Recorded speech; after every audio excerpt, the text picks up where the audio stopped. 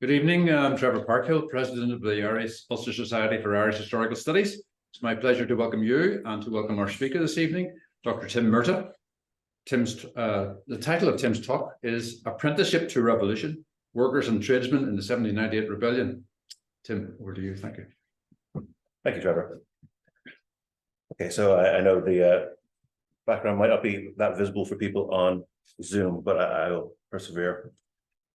The 1798 Rebellion constitutes one of the most concentrated episodes of violence in modern Irish history. Between the Williamite Wars in the late 17th century and the political conflicts of the early 20th, the events of 1798 stand out.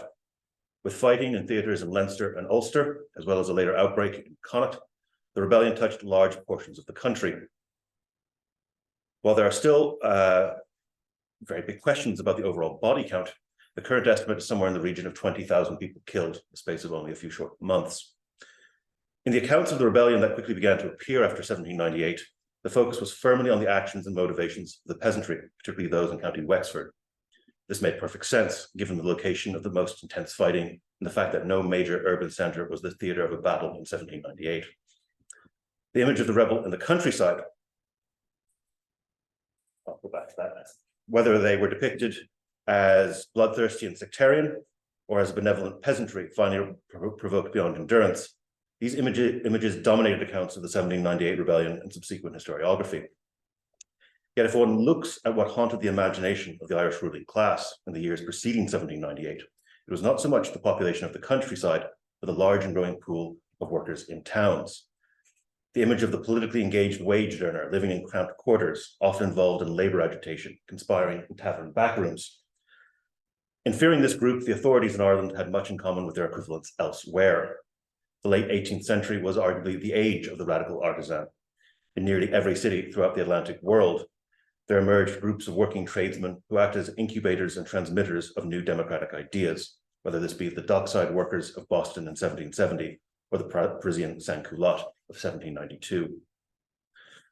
These journeymen and apprentices who transfixed the imagination of conservatives were workers who still belonged to a world of craft manufacture, a world of small workshops, still nominally regulated by the guilds, although this was rapidly changing.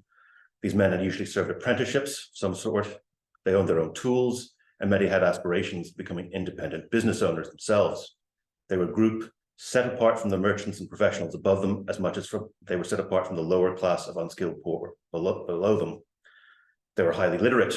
They petitioned guilds, municipal corporations, even the Irish Parliament. They wrote letters to newspapers, produced pamphlets, explaining their side of labour disputes in print. In Ireland's towns, workers were concentrated in sufficient numbers to organise, to strike, and to develop an awareness of themselves as a body. It was in towns that the quote-unquote common people were most frequently exposed to new arguments and ideas. In charting the story of Ireland's radical artisans, I've restricted my focus to three cities: Dublin, Belfast, and Cork.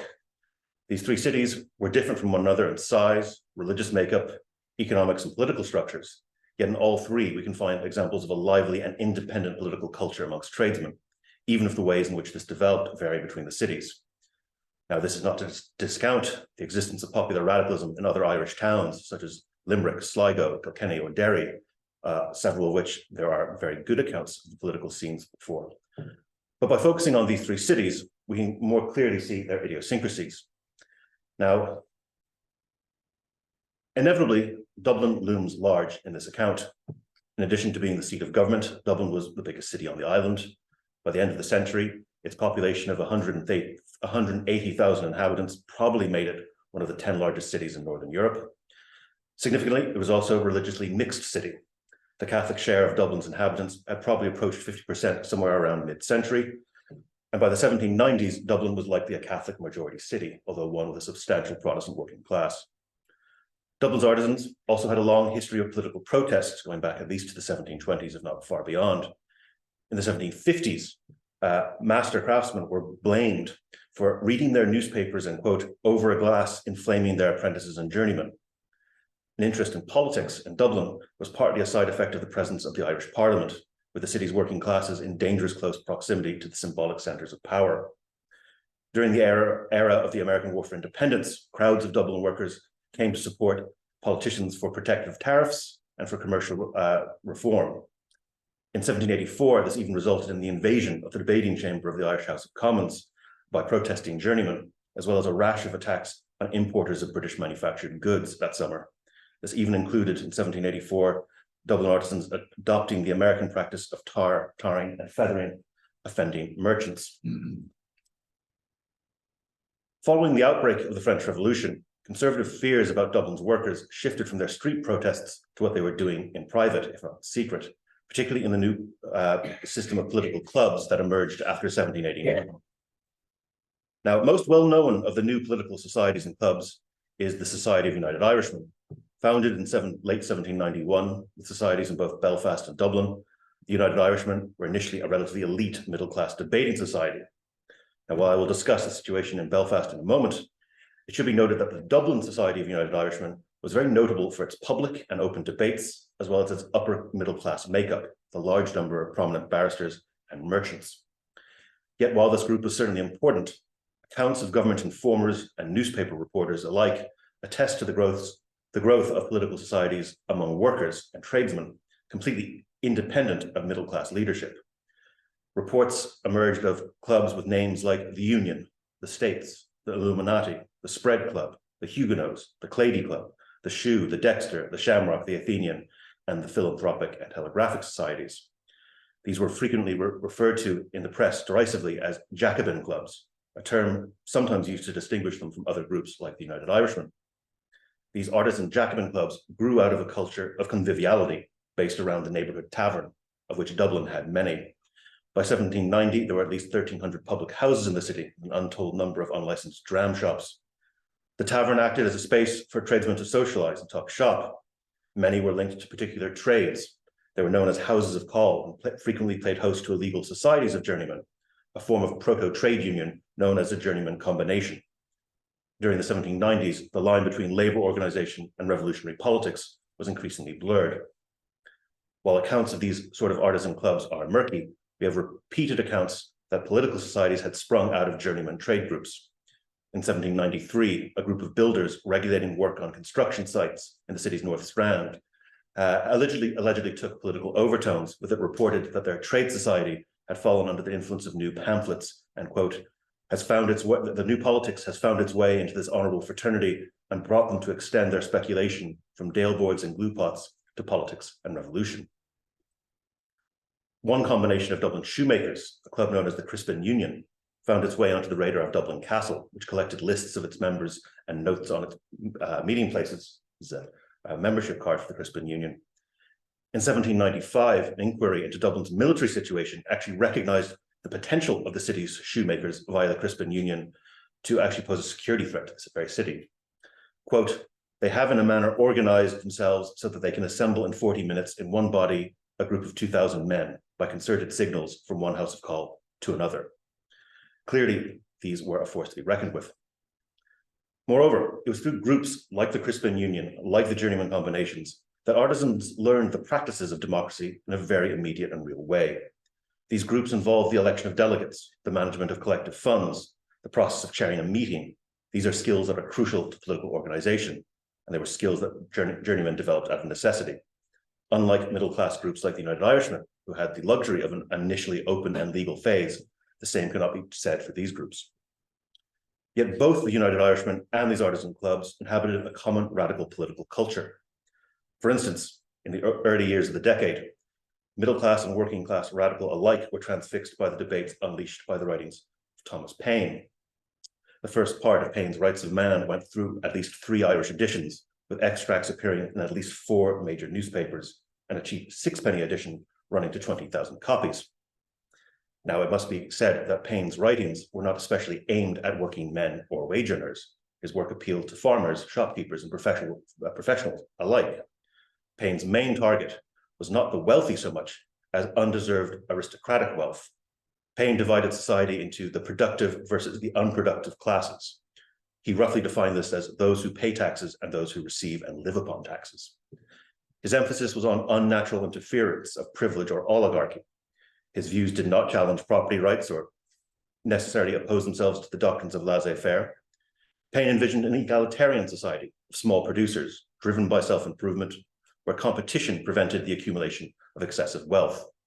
Payne had no truck with journeyman combinations or trade unions, and he offered no framework for asserting collective rights. Yet Payne was as popular amongst Dublin's tradesmen as he was amongst the middle-class radicals, although both groups certainly read Payne through the lens of their own concerns. If Payne's analysis of productive and unproductive groups could be used by the middle class against aristocracy, it could also be appropriated by wage earners who saw themselves as the actual producers of wealth. It should also be noted that although both were operating in the same common culture of Payneite radicalism, at least in their early phase, the Dublin United Irish Society contained a large number of manufacturers and employers of labour who had a history of confronting the city's artisans and their combinations, with several having been engaged in labour disputes with their workers. Moreover, Dublin's United Irishmen were particularly sensitive to accusations that they were levellers who invited mob rule. In fact, in 1793, the United Irish Society in Dublin declined to respond to an address brought to them by the city's weavers, due to the fears that they would be perceived as having been reduced to the necessity of corresponding with a mob. The picture that emerges, before mid-decade at least, is that the United Irishmen in Dublin remained largely aloof from this radical underworld of journeyman clubs and societies in the city. This was in stark contrast to the situation in Belfast. Indeed, Belfast rivaled Dublin in its reputation as a radical hotspot. By this stage, a town of just under 20,000 souls, it remained a small and relatively intimate place to live. It was also home to an active society of United Irishmen, but one which retained the features of a private club, unlike the very public society in the capital. In Belfast, the United Irishmen created an affiliated system of small and low-profile societies, and by the autumn of 1792, there were at least 4 such clubs in the town, with their organisation slowly spreading throughout Antrim and Down. The Belfast Society of United Irishmen was the product of a radical coterie connected by marriage and business, dominated by members of a rising and very self-conscious middle class. Yet what concerned the authorities was their ability to harness the local workforce.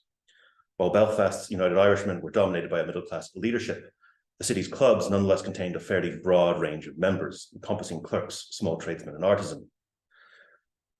By the mid-decade, there were approximately 1,500 sworn United Irishmen in Belfast alone, and the historian Nancy Curtin, examining the social composition of these men and of this membership in Belfast, has concluded that the proportion of artisans in the movement in Belfast was broadly in line with the share of artisans in the town as a whole, about a quarter of the male population.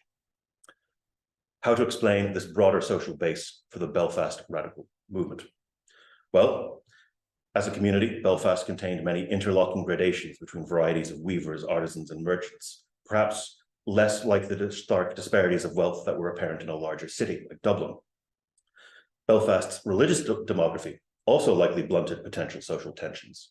Unlike Cork or Dublin, Belfast was an overwhelmingly Protestant and Presbyterian town, its Catholic community reaching only an estimated 8 or 9% of the total population by the 1790s. These factors allowed social groups to interact more fluidly, enabling the assimilation of artisans into United Irish societies. One piece of evidence that would perhaps support this is, in microcosm, is the history of the Belfast Reading Society, the organisation that would eventually evolve into the Linden Hall Library. The initial Reading Society had been founded in 1788 for the purposes of acquiring books and encouraging discussions, and had been set up by a small group of Belfast tradesmen. However, this group of artisans was soon crowded out by an influx of professional and mercantile readers, the new middle-class members dramatically changing the tone of the society, renaming it the Belfast Society for the Promotion of Knowledge and ensuring it no longer met in a tavern. However, the society lost none of its radical edge, with the prominent United Irishman Thomas Russell acting as its librarian. This was perhaps indicative of the ease with which middle-class radicals could fraternize with the town's, quote, sans-culottes. The fact that Belfast's United Irishmen rested on a broad social base meant that they were well placed to survive government suppression in mid-decade. The town's United Irish societies swiftly regrouped as an oath-bound secret society. One informer described how Belfast's United Irishmen now composed, quote, all ranks of tradesmen, from the merchants to the shop boys, and some of their numbers have not yet attained the age of 13 years. Government received frequent reports on the lively radical scene occurring in the back rooms of taverns such as Mrs. McGee's in Mill Street or Christopher Campbell's public house in Sugar House Entry. It was alleged in 1796 that Belfast's radical drinkers enjoyed sarcastically toasting to King George the Last, among some other more obscene toasts.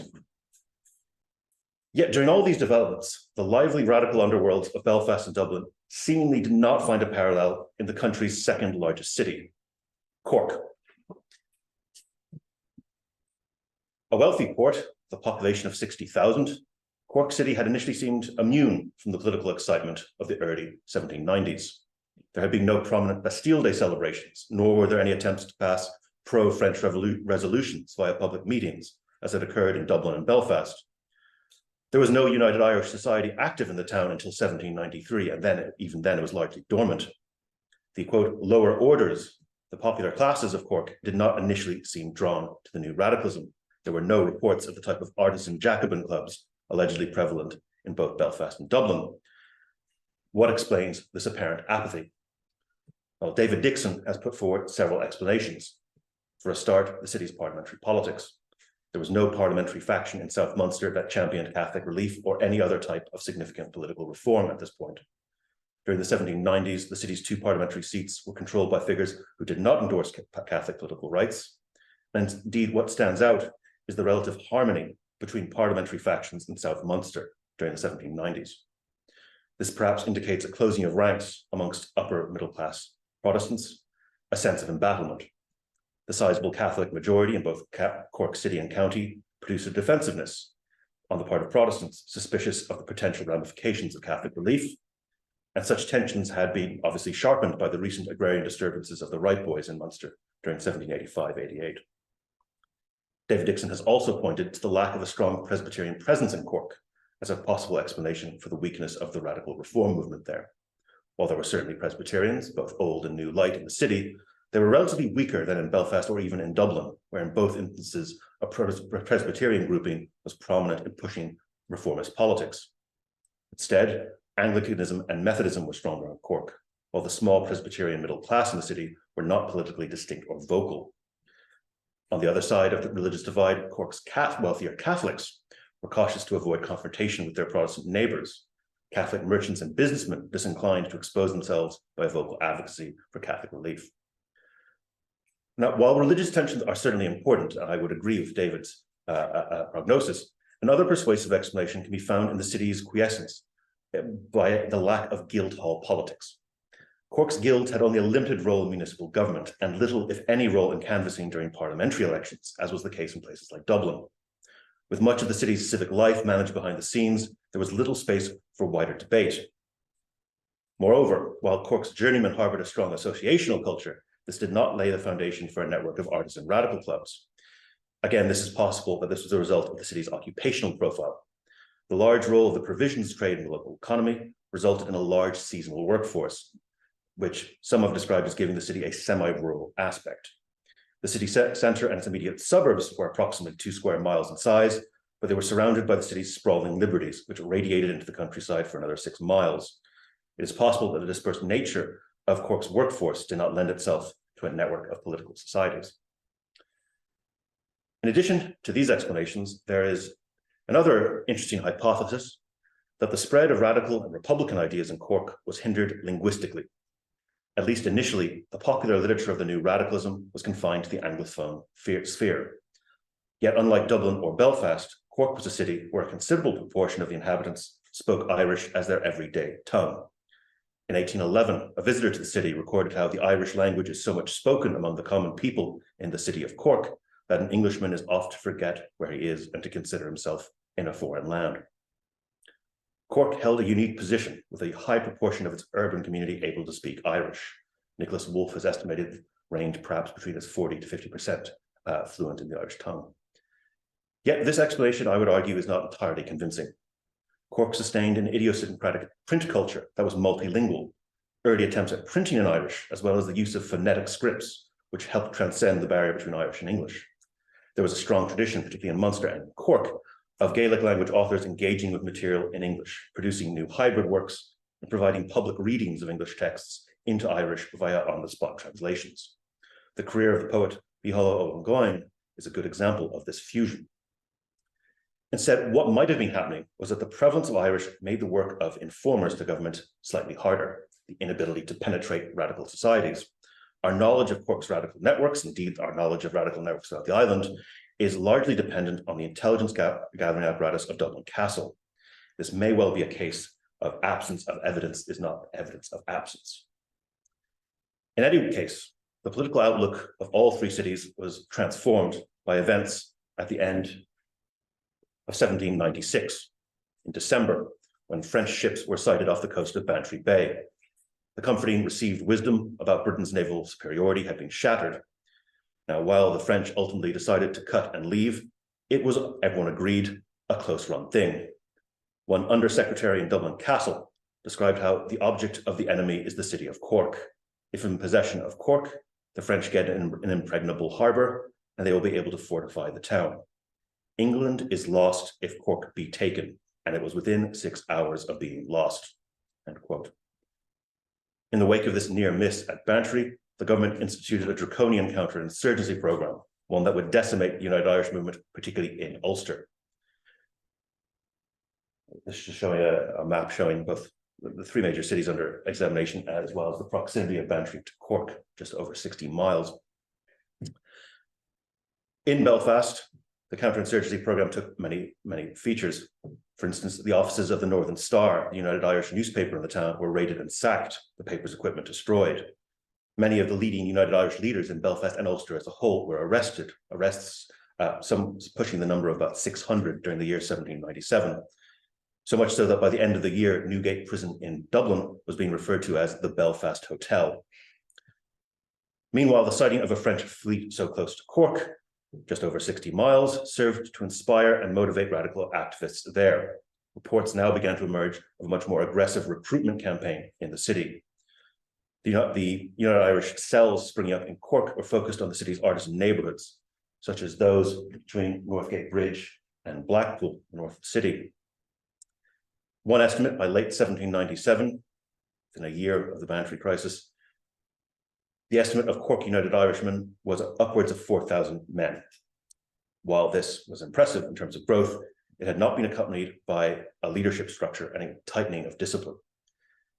This was occurring at the same time as Belfast's organisation was being dismantled by government repression. And as the year 1797 closed, it was clear that the French would not be able to muster another expedition to Ireland anytime soon. This naturally put a new emphasis on plans for a domestic insurrection, unaided by the French. And with the situation in Belfast and Cork, Dublin naturally assumed a much greater role in United Irish planning. A capital city, after all, is by definition the seat of government, and therefore the only site from which a local insurrection can seize control of the state. Dublin contained the major financial institutions, its high courts, the upper command of the military. It sat at the centre of the country's transport and communication networks. It contained the Irish Parliament, as well as the nerve centre of administration that was Dublin Castle. But more to the point, Dublin contained the single greatest concentration of workers in Ireland. And in the years leading up to 1798, the United Irishmen found the city's artisan neighbourhoods fertile recruiting grounds. By the early months of 1798, entire working class districts in the city had gone over to the United Irish cause. This constituted the single greatest revolutionary threat on the island, and perhaps the most formidable domestic threat to state power within the British Isles at this moment.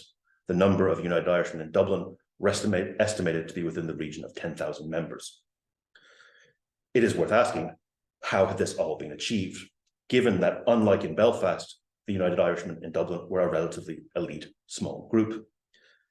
Moreover, they had to contend with rival groups like these artisan Jacobin clubs of the early years of the decade. Now, while the obvious strategy would have been to consolidate these groups into their own organisation, Dublin's United Irishmen contained few, apparently, who were comfortable making such overtures. Instead, it was Northern radicals who apparently were most active in this. In the course of 1797, a series of emissaries, mainly from Belfast, extended the Northern United Irish system of affiliated and centrally directed clubs into Dublin.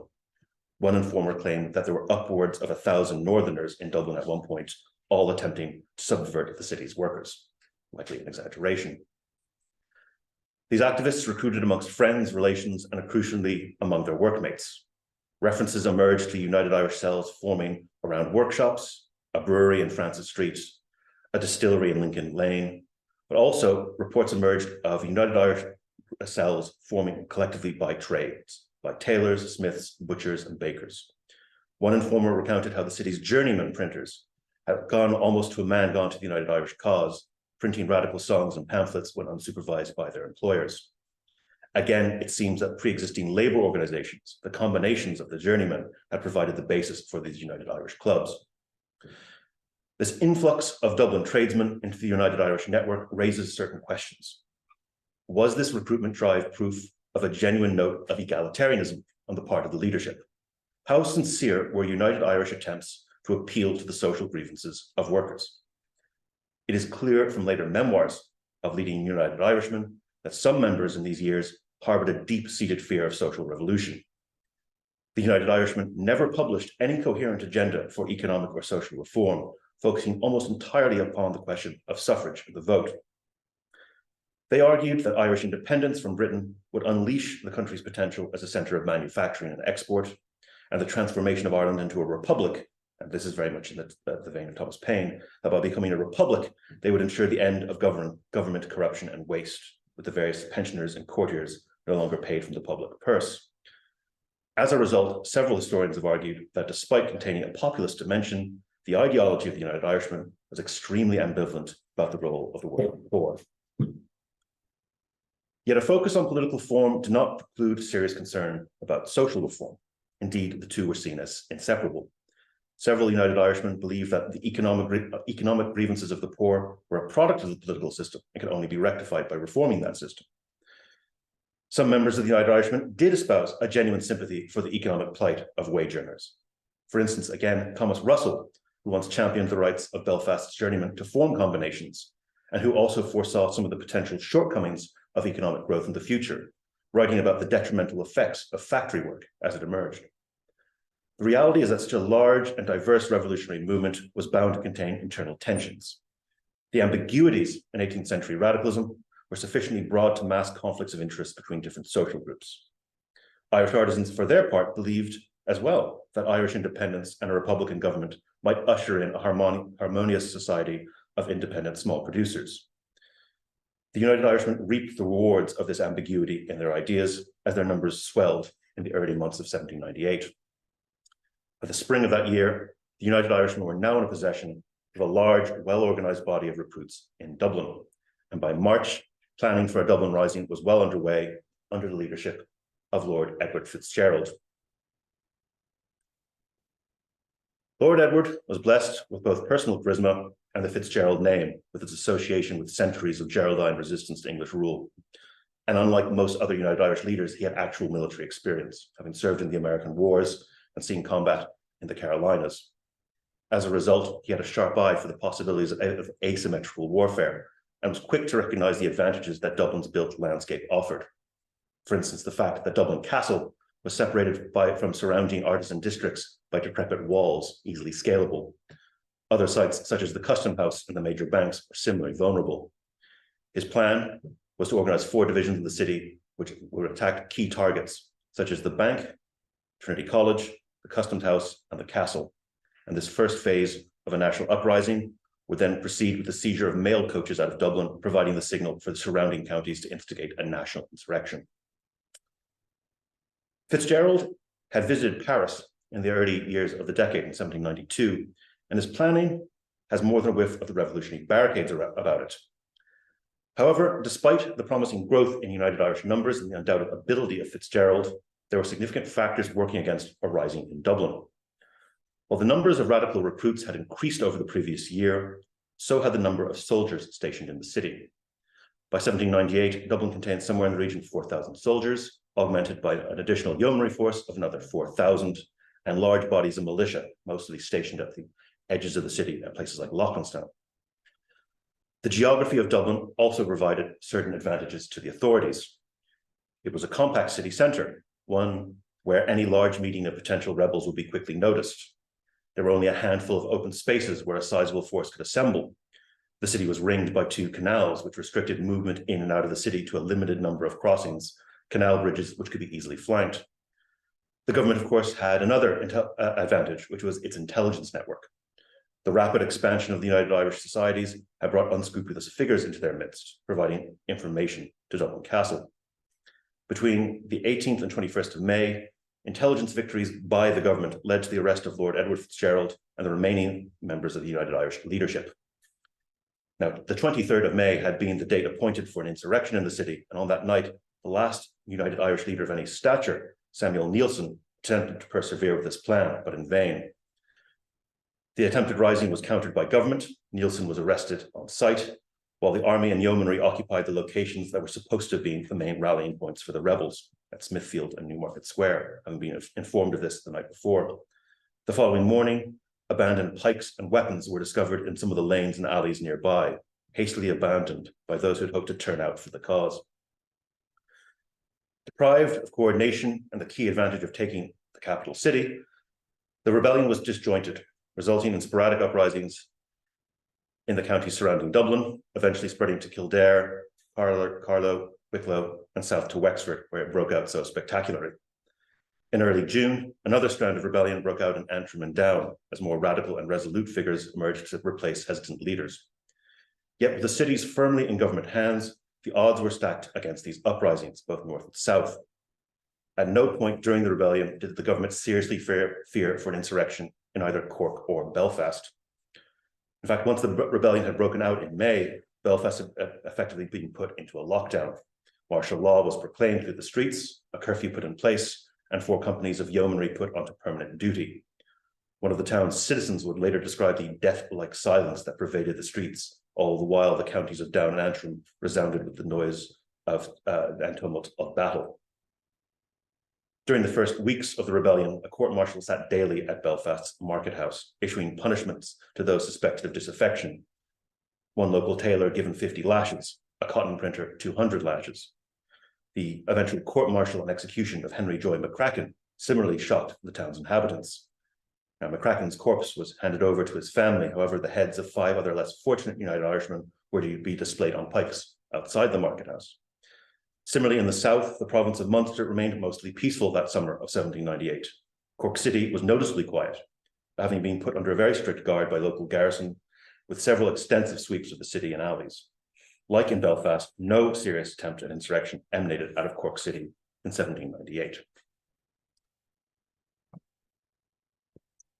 The state repression and the sense of disillusionment that followed the 1798 rebellion ensured the disintegration of popular radicals, whether it was in town or countryside. 1798 had produced a lengthy list of Irish radicals who were either executed, imprisoned, or exiled. As many as 3,500 rebel prisoners were transported between 1798 and 1802. These included some of the leading lights of the movement. Their absence, combined with factors such as hardship, old age, and sheer hopelessness, meant that the popular militancy of those who remained was on the wane. Among former rebels, there was a collective sense of trauma, of having survived an ordeal. In parts of Ulster and Wexford, the effects of the rebellion could be seen on the landscape and physical infrastructure. About a dozen towns had been either partially or entirely destroyed during the rebellion. The effects could also be discerned in the faces of those who had lived through the events. John Gamble, physician who wrote an account of his travels in Ulster during 1812, noted the toll that the rebellion had taken on certain people, as some had, quote, turned drinkers and others died mad. In Cork, the senior physician to the city's lunatic asylum claimed something similar, asserting that one of the consequences of the late rebellion had been the enormous augmentation to the lists of insane persons. By 1810, the authorities were united in their verdict that radicalism was now a spent force. One informer in Dublin confidently declared that, quote, the old united system is worn out. Indeed, its leaders and its supporters are worn out as well. So, one might ask, what was the legacy of this radical movement in the cities in the 1790s? Now, the journeymen and apprentices in Belfast, Cork, and Dublin certainly played an important role in the story of 1798 and the years preceding it. At several crucial moments, United Irish plans hinged on mobilizing workers in these cities. That a successful insurrection did not occur in any of them can be explained by factors such as state repression, counterintelligence, and simple bad luck. But these artisans and tradesmen are part of another story, the development of working class politics in Ireland over the long stretch. The artisan radicals that emerged at the end of the 18th century were the product of a specific historical moment, a transitional point between the world of the guilds and the rise of industrial capitalism. Towards the middle decades of the 19th century, this moment was giving way as other forces reshaped Irish society. Yet the experience of the 1790s laid the foundation for later working class radical politics on this island. The United Irishmen, like their British radical counterparts, had attributed social and economic injustices to deficiencies in the political system. But in doing so, they had enlarged older Whig positions to encompass the aspirations of tradesmen and labourers. By imbibing and popularising the ideas of Thomas Paine, the United Irishmen had popularised this binary vision that Paine had talked about. On one side were the lower and middle classes who worked and paid taxes, opposed to them a landed elite and corrupt politicians who lived upon them. As one handbill popular amongst Dublin artisans in this period, the struggle was between those who laboured and those who do nothing and devour the substance of others. Now, this was most definitely not the same thing as class consciousness. It laid the foundations, the groundwork for such consciousness to develop. Ultimately, the tensions and contradictions within 18th century radicalism were only resolved once the economic individualism of bourgeois radicals was challenged and in some quarters replaced with notions of collective control. The artisans examined in this study were not socialists. Without their efforts, the subsequent development of socialist politics in Ireland would not have been possible. In order to appeal to and assimilate the artisan class, the United Irishmen had been forced to reinvent themselves in a way that appealed to the grievances of workers. And in doing so, they linked the fight for national independence to the search for economic justice and dignity. Even if Irish artisans themselves did not yet see this in class terms, this simple idea was to become the bedrock for future struggles on the part of Ireland's working classes. Thank you.